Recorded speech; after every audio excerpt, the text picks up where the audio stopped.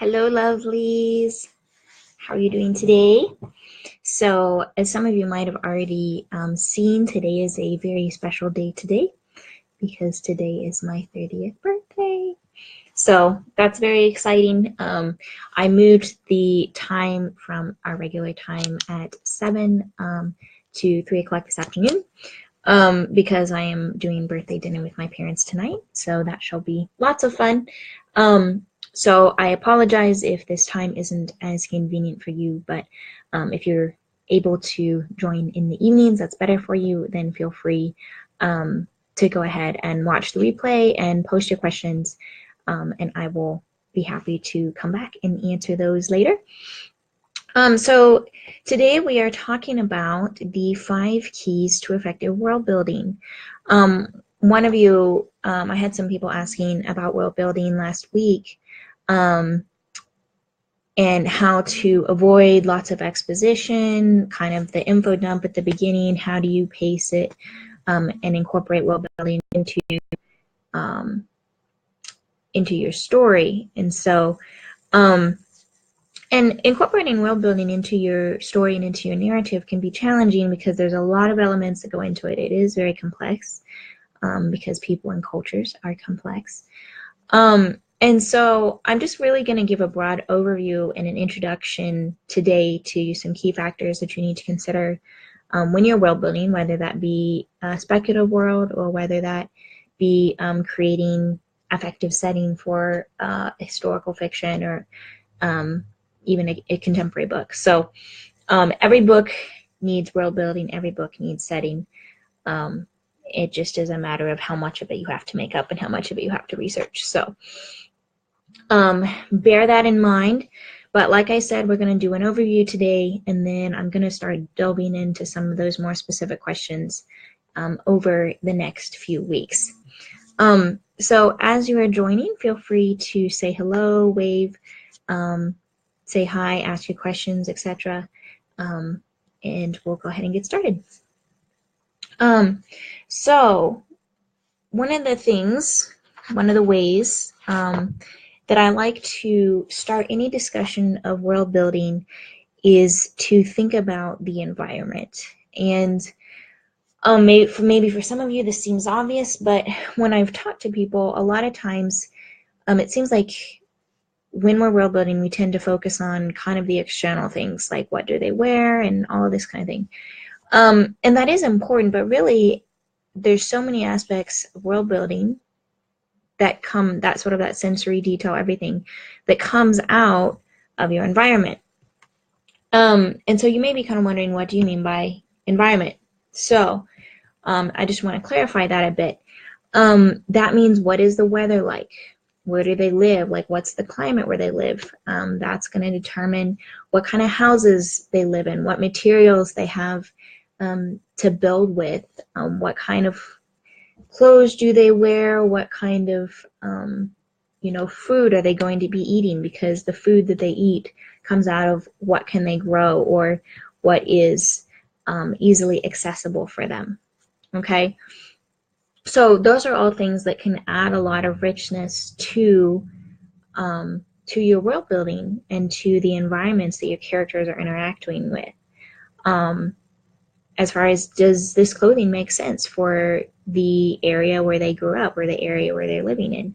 What's their favorite food? It's probably going to be something that has connotations of home or something that they ate growing up. Well, what is that? Is that Indian curry? Is that steak and potatoes? Is that Asian food? Is that, grandma's lasagna? Whatever. Those are all things that come out of what's going to be readily available in your environment. So I always encourage people to start with, what's the environment, what's the climate, what are those factors, and kind of extrapolate out from there. Related to this is, what does the economy look like? Is it a barter society? Is there money? What's the money system? Kind of connected to this, who's rich, who's poor? How is their government system set up to reflect that? It's very common knowledge that whoever has the money has the power, generally speaking. That's not always true, and I'll talk about that in a second. But how does the environment influence money and the cultural system? So those are all things to consider. These are things to think about when you're setting up your environment and the way that your characters are going to relate within your environment. Okay? And one thing that's really important with world building, and you'll hear me say this over and over again, is consistency. It needs to make sense and be consistent across the board. So make sure and check yourself there. Okay, I mentioned who has the power. That affects this next element here as well a little bit. So a lot of times the person with the money has the power, but that's not always the case. And the reason for that is that there are sometimes tradition gives people power. So for example, a lord or the ruling family or whatever, they have psychological power that may or may not correspond to how much money they actually have, right? So someone may actually be richer than the queen or whatever, but she's going to have more power than that person. So a billionaire may have more money, but the president of the United States has more power. Does that make sense? So think about that balance a little bit with your characters, whether that's a good guy, a bad guy, somewhere in between. What does that look like? Who has the power? Because a lot of times these power struggles are what creates the conflict in your plot for your story. And that can be on a grand scale, that can be on a smaller scale, but usually it comes back to some kind of a power struggle. So it's really important to know who has the power in your character's culture traditionally, who has it now if that's different, and how is that going to influence how your character interacts with authority and people who have power over him or her. Make sense? Okay. So the next one, that was number 2. So environment, power, values. This one is so key. What does your character's culture value? What does the culture that you're world building, what do they value? And the reason for this is that it actually comes out in habits and behaviors that may at first glance not necessarily seem related, but actually are really come back to the core values. And I'll give a couple examples of this. Many of you know that I lived overseas for almost 3 years and I worked for a global nonprofit. And through that, I worked with many different people of many different cultures. I've myself have visited 25 countries, actually more than that, several times, and interacted with in a lot of different cultural contexts. And a lot of the clashes, cultural clashes that happened had to do at their root with these differing values. And one example of that is people's relation to time, okay? So most Western cultures place a very high value on efficiency and on being on time, on achievement, on being productive, all of these different things, okay? So those are things that are highly valued within the Western cultural context, okay? In a lot of other global contexts, so I'm going to use South America as an example, but this also applies to Africa and some Asian countries as well. There is a high value on interpersonal relationships and community, okay? And the reason that this creates a conflict, which I'm sure you've probably already seen or may have experienced yourself, is because they are much less time sensitive and much more relationship sensitive.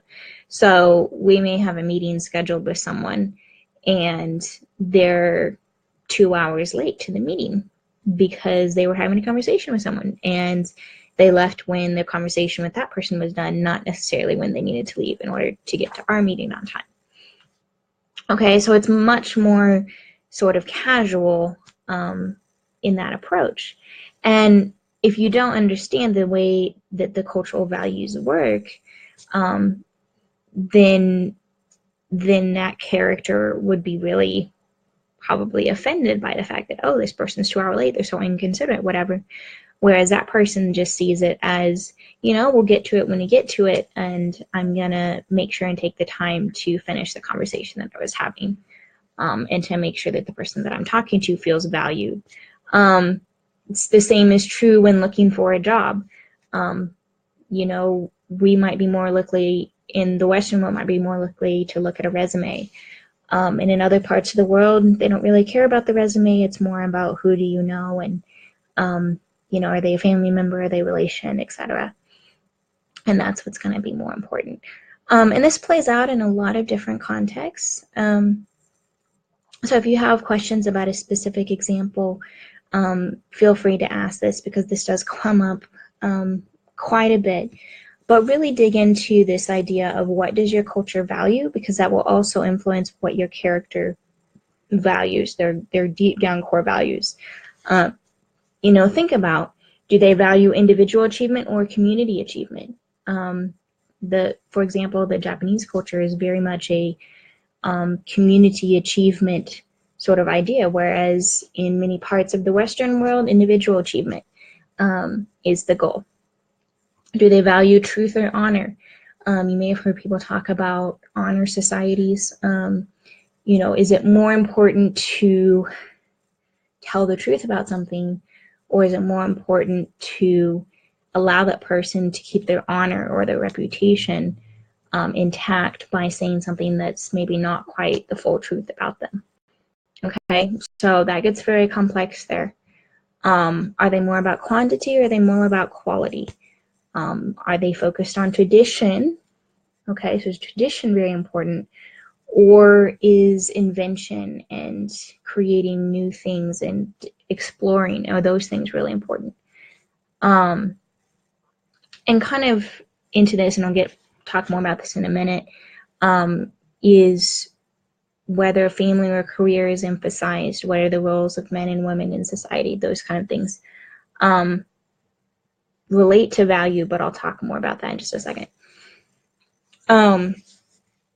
So number 4, one of the key things to consider there, what is their religion? And this also kind of connects with the values as well, right? Because the things that they value will also kind of affect what that looks like, their religious system or their spiritual system.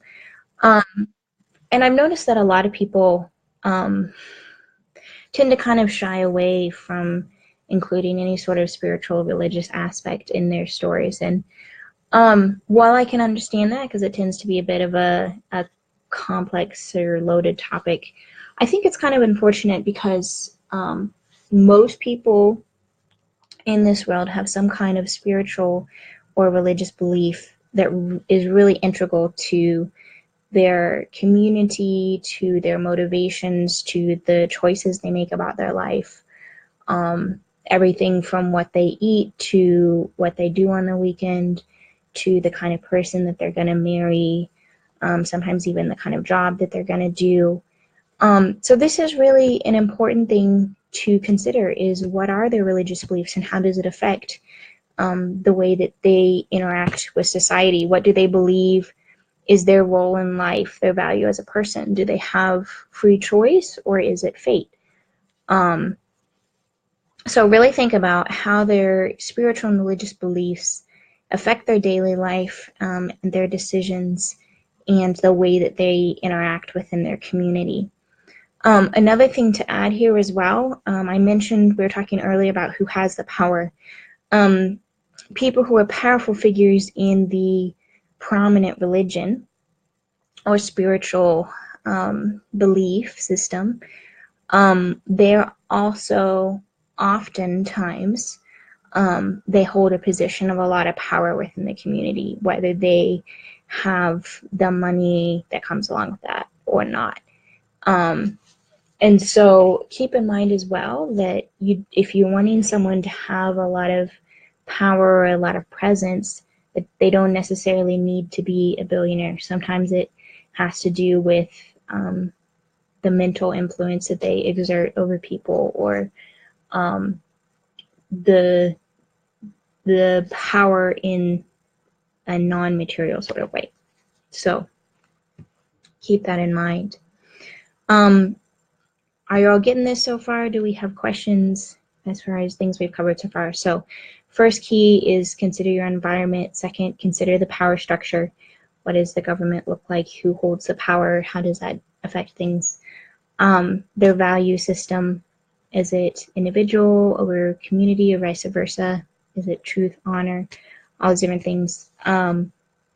What is their religious belief or spiritual belief and practice, and how does that affect their daily life and their view of themselves and kind of their place in the world, right? And then finally, number 5 is the community. And what I mean by the community structure is like a complex of, what does the family unit look like? What are the relationships between different people within that family unit? Who has the power within the family unit? Are old people revered, or are they viewed as kind of people who are no longer useful? That goes back to the value thing as well. Is it a nurturing family environment, or is it a competitive family environment? All these things are really important. So start with the family, and then you can kind of expand to be there from there, as far as what is the way that their community is organized. Like, is it pretty separate and distinct individual family groups, which is the way it tends to be in Western culture? Or is the community based on extended family, or maybe a neighborhood, or a tribal group, that the loyalty is associated with that? So those are things to consider as far as community. How do community groups function? What are the roles that people play within that community? And what does that look like for your characters and their story? Are they in a role that feels comfortable to them? Maybe they're in a culture that's very different than the one that they grew up in, or that's their home culture. And I know some of you may be thinking, well, I'm writing a fantasy world, and so there's nothing really that it's different from like our world or whatever. But I just want to really encourage you to dig deep into the existing cultures to find inspiration for what will work for fantasy or sci-fi or futuristic or anything like that. There are so many. Human nature is human nature, right? So there's so much to be gained from learning how cultures here function and extrapolating that into your specific situation. So are there any questions about that? I'll stay on for a couple more minutes, and feel free to post questions and just let me know what you're thinking about that. If you have a specific question about your story world that you're building, feel free to post that as well. I wanted to mention too that today, in honor of my 30th birthday, I am also doing a flash sale. So that's super exciting. So that's 30% off all of my products and services, including edits and manuscript critiques. So that's a fantastic deal. So I'll go ahead and post the link if you want to book a writing coaching. Maybe you've been kind of on the fence, and this is a good opportunity to do that. Maybe you'd like to get someone's advice about how to transition your business from hobby status, or just kind of starting out, to really monetizing your passion and finding momentum in your business, and just how to start a writing business. So there's a lot of different options there. You can look on my website. That's www.storyforhis glory.com, or my Facebook page also has information about that, and I'll be posting some links. So feel free to look into that, and this is a great opportunity to take advantage of that 30% discount and get a strong start to your new year and to your story process. So thank you so much for joining. Feel free to post questions if you're watching the replay and didn't get to join live. So have a great one. Bye.